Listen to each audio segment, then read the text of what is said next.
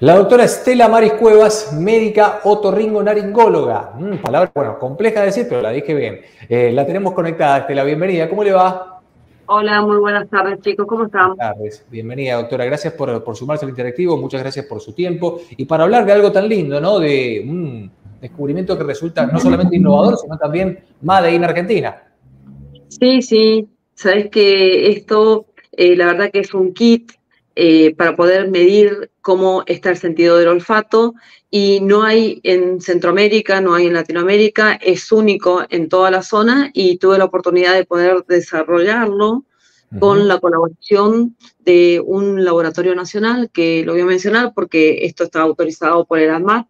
El laboratorio es el laboratorio Casalá, que siempre está al servicio del médico. Eso lo tengo que nombrar, porque cuando yo llevé el proyecto, se dieron cuenta que era una herramienta que faltaba dentro del consultorio otorrinolaringológico. Porque si nosotros tenemos un rinomanómetro para ver la cantidad de aire que entra por la nariz, tenemos un fibroscopio que nos permite también observar qué es lo que hay dentro de la nariz, si hay un aumento de cornetes, si hay algún pólipo, tenemos que también saber si el paciente huele y cómo huele. O sea, en un principio, desde la pandemia para esta fecha, el sentido del olfato pasó a ser un protagonista, cuando antes el sentido estaba totalmente subestimado e infravalorado, incluso por la propia comunidad médica. Entonces, ahora esto viene a complementar y a completar nuestros servicios. Pero también está bueno porque también puede estar dentro de cualquier especialidad. Y te voy a explicar por qué. Porque la demanda puede ser a nivel otorrinolaringológica, pero también la demanda puede venir de otras especialidades. Como por ejemplo en el caso de algunas enfermedades cognitivas, como puede ser el Parkinson y el Alzheimer. Entonces, el neurólogo puede medir cómo está el olfato y después sí empezar a tratar y certificar o corroborar si se trata de ese tipo de enfermedad. O, por ejemplo, las enfermedades endocrinológicas. Hay muchos síndromes que son un conjunto de enfermedades que dentro de esas enfermedades, que son síntomas y signos, muchos tienen falta de olfato. O sea, no, más allá de que el sentido del olfato está en la nariz y olemos en el cerebro, hay muchas patologías que no nos pertenecen. Entonces, sí, vienen derivados de otros especialistas, pero el especialista en este caso, trátese de un neurólogo, como lo dije recién, o de un endocrinólogo o un propio clínico, puede hacer esto contando con estas. Son unos frasquitos que los puede hacer oler al paciente y de acuerdo a una planilla que se va incorporando a un software de la computadora, puede saber en el estado que se encuentra ese sentido del olfato. Estela, mira, te quería preguntar, porque está buenísimo poder contar con esta herramienta novedosa como para poder tener una medida en tiempo real, como nosotros siempre decimos, para poder saber en qué condición de salud está nuestro olfato. Pero una vez que se detecta una pérdida de olfato, por ejemplo, en algunas profesiones que se usa el olfato para trabajar, digo, ¿hay tratamiento para poder recuperarlo? Sí, en un principio hay que entender que cuando el paciente viene a la consulta, nos cuenta, lo que primero que tenemos que hacer es escucharlo porque tiene mucha necesidad de contarnos que le está faltando un sentido que es indispensable en la vida, porque en la cotidianidad están los olores, lo que pasa es que son invisibles.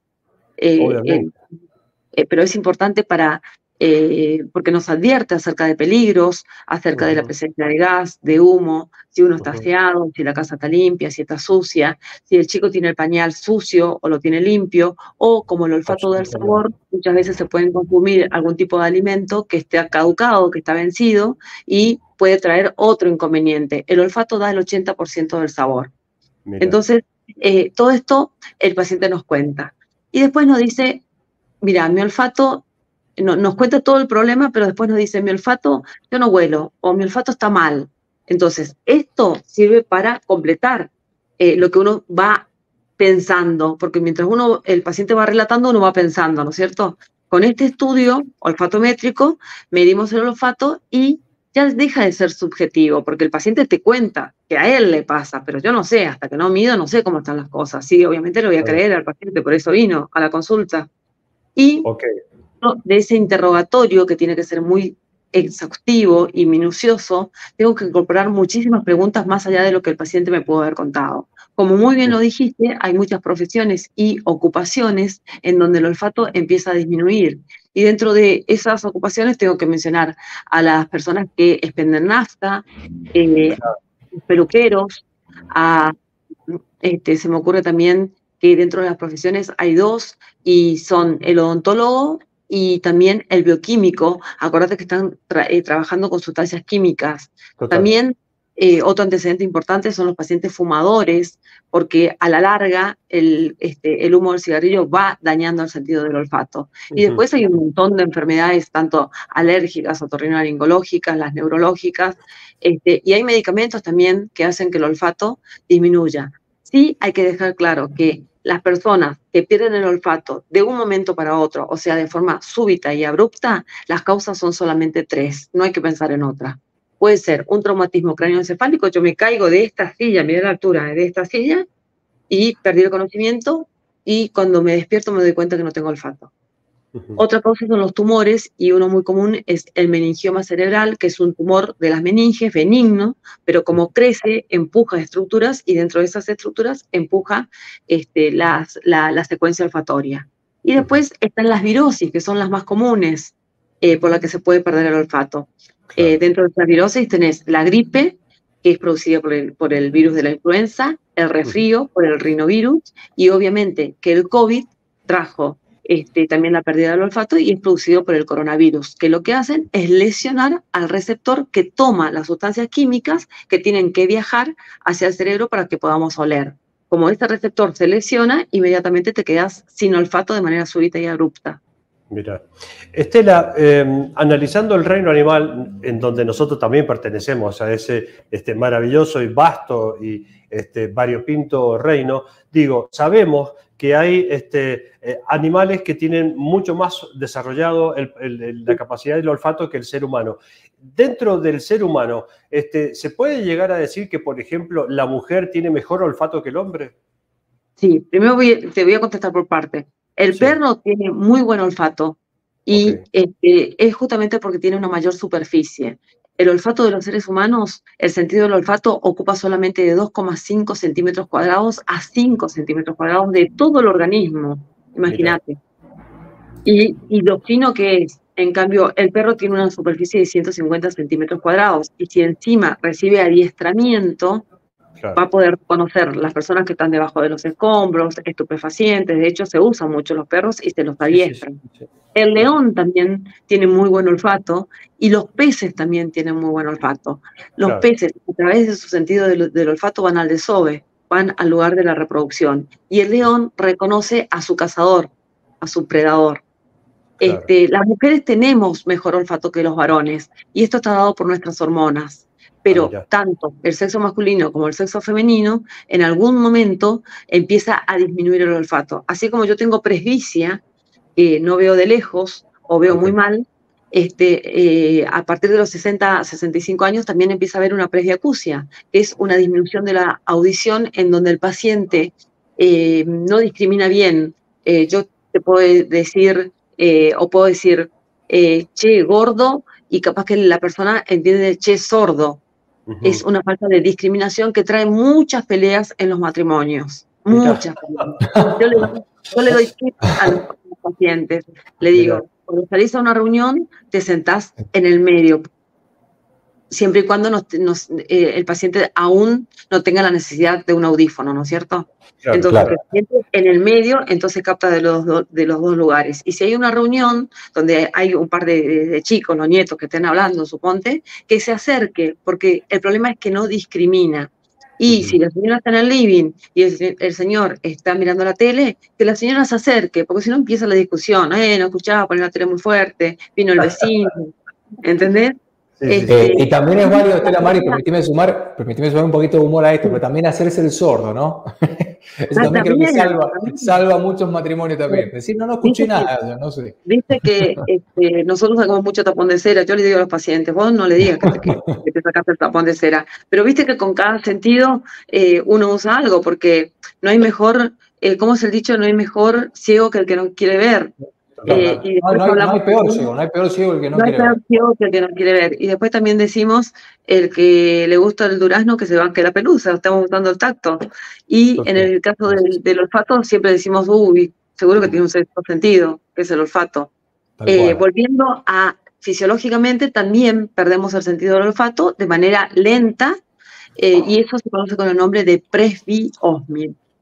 Ah, mira. Ok. Doctora, muchísimas gracias. Sí, perdón, Charlie, ¿tenías una consulta? No, o sea, solamente quería preguntarle, a ver, quizás es un poco obvia, recién Estela estuvo enumerando cuáles son las profesiones que tienen mayor riesgo para perder el olfato. Obviamente son aquellas personas que están expuestas a algún tipo de evaporación de algún químico y eso obviamente te va quemando, pero ¿cómo hacemos para cuidarlo de otra manera a nuestro queridísimo olfato? ¿Hay algún ejercicio? Hoy por hoy tenemos que pensar que estamos frente a una contaminación ambiental que está dada por el cambio climático. Entonces, está todo muy contaminado y eso puede hacer de que el sentido del olfato también vaya disminuyendo. De hecho, estas enfermedades neurológicas que yo dije anteriormente, que son tan penosas, el Alzheimer y el Parkinson, no se sabe la causa, pero pareciera ser que tiene algo que ver el medio ambiente. Y si el medio ambiente, pese que nosotros, todas las sustancias químicas ingresan por la nariz, es probable que el olfato también esté lastimado por esto. En cuanto a los bioquímicos y a los odontólogos, ellos ya saben que están trabajando con esas sustancias, entonces la gran mayoría trabaja con barbijos y muchas veces trabajan con barbijos especiales. Ahora, los que no se cuidan, sí, te los puedo asegurar, porque yo voy a la peluquería a hacerme las manos o a cortarme el pelo, y realmente muchas veces el ambiente está viciado cuando hacen la queratina, le dicen. Claro, o, por ejemplo, el que te expende nafta. Está bien, está al aire libre, pero está expuesto al tóxico. Entonces, bueno, esto es como los ruidos. Yo tengo mi hermana que es directora de tránsito y yo me doy cuenta que ella, bueno, ahora le pedí un control audiológico, pero me doy cuenta de que tiene la audición disminuida y es justamente porque está en la calle, porque hay muchos ruidos, hay una contaminación auditiva, sonora y también hay una contaminación odorífera. No te olvides que acá en Buenos Aires, por ejemplo, no debe ser fácil vivir al lado del riachuelo, sentir todos los días ese olor tan feo. Ese olor tan feo te va a producir otra sintomatología, seguramente te va a producir dolor de cabeza, náuseas, vómitos, y una cosa va a traer otro problema. Y también están las personas que huelen mucho más de lo normal, que tampoco la pasan bien, y eso se llama hipersensibilidad química múltiple.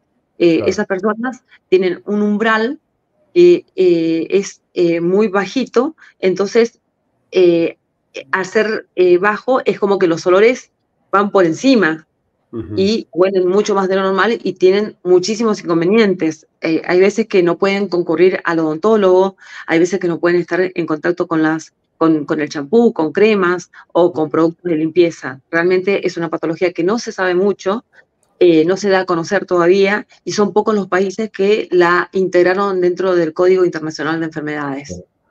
Doctora, muchísimas gracias por su tiempo aquí en el Interactivo. Le mandamos un abrazo muy grande. Hasta la próxima. Dale, a ustedes. Muchas gracias. Adiós. Bueno, clarísima la doctora, ¿no? Siempre tan humana y hablando de múltiples puntos de vista, lo que tiene que ver con los sentidos, con especial énfasis, Charlie y amigos, no lo que tiene que ver con el olfato. La doctora Estela Mari Cuevas, médica otorrinolaringóloga. Este test, entonces, que es argentino para diagnosticar y tratar la pérdida del olfato, uno de nuestros sentidos más vitales, y que no muchas veces les damos la debida atención, pero que resulta vital por un montón de cuestiones, desde detectar sustancias tóxicas, un alimento en mal estado, o darnos información del ambiente que nos está rodeando o de algún tipo de condición de alguien que a lo mejor está cerca de nosotros o algo que nos está por ocurrir, ¿sí? Para repasar, muy interesante la nota para repasar, en nuestra cuenta de YouTube va a quedar alojado entonces esta entrevista, ¿sí? Hacemos una pausa, ya volvemos con más.